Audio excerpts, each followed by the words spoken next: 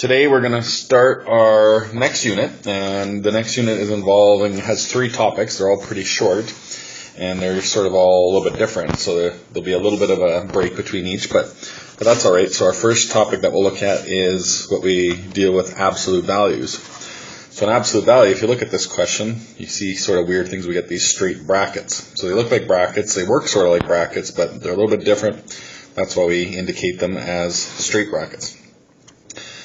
So to start with, we introduce sort of a concept of temperature. So if you think of it as being minus 16 here in Leduc, and if it was plus 24 in somewhere like Phoenix, and I asked you what's the difference, would we go 24 minus negative 16 to get 40 degrees difference, or would we go 16 minus 24 to get negative 40 degrees difference? Really, what difference does it make? We're talking about what's the difference in temperature? Well, Phoenix is 40 degrees warmer than Leduc. So what we do is we use absolute values on this case. So whether we have 40 or negative 40, we basically say the answer would be 40, positive 40. So absolute value signs basically look like regular brackets, but they're straight, and they follow all the exact same rules. So all of your bed mass rules that you learned over the years, all of those still apply. The only thing that's different is the absolute values will make whatever numbers inside of that positive in your final calculation. So if you have absolute value of negative 5, the answer is positive 5. If you have the absolute value of a positive number, it stays positive. It doesn't make it negative. And the last one, absolute value of 0 is 0, because 0 is not positive or negative, so we just leave it alone.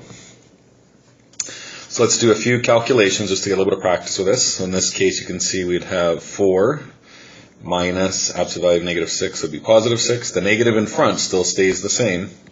So our answer in this case would be negative 2. If you look at our second one, we get 4 minus 6. That would be absolute value of negative 2. That one will switch to positive 2. So it matters whether the absolute value is inside or outside. You just got to be a little bit careful with that. This last one, or the next one, we got the 3 out front, doesn't change anything. 2 minus 7 would be negative 5. So that would be the same thing as 5 minus 3 times positive 5. So you can always change it from absolute values to regular brackets to help you solve the question.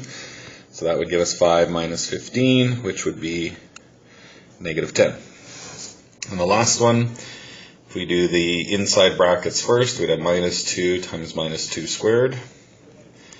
Minus 2 squared is 4. Please contact the office for a phone call. Ms. Housen, contact the office.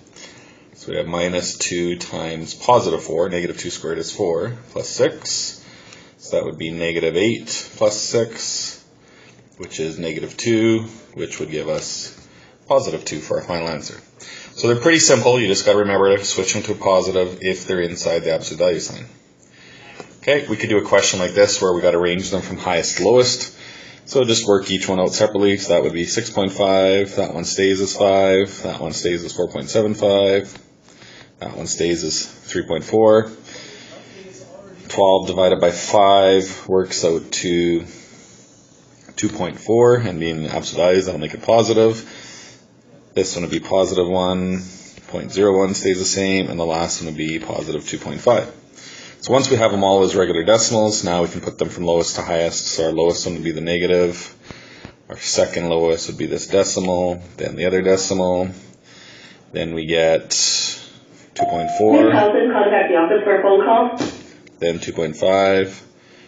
Then 4.75, then the 5, and then last the 6.5. So they're pretty easy to order them. Just do each one separately and then compare. And the last type of question you might be able to see is we have to figure out where the absolute values would go to make this true. So if you look at this, we got 9 minus 12. Those would give you negative 3.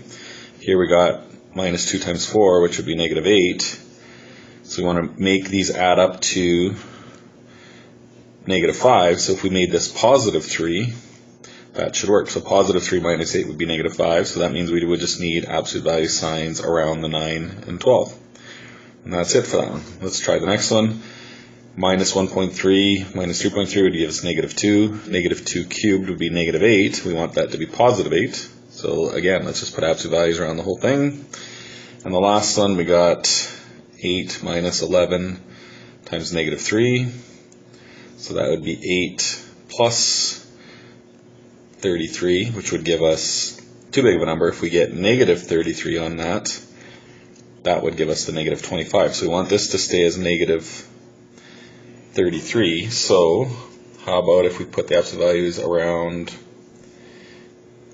just the brackets? We'd have negative 11 times positive 3. That would give it to be negative 33. So that should work. So a little bit of a different kind of question, but you just have to play with it and try to figure out what the best combination is to give you the right answer. And there may be more than one right answer that would work for this, but those ones definitely work. And that's it for the start of absolute values. We'll look at absolute value equations next.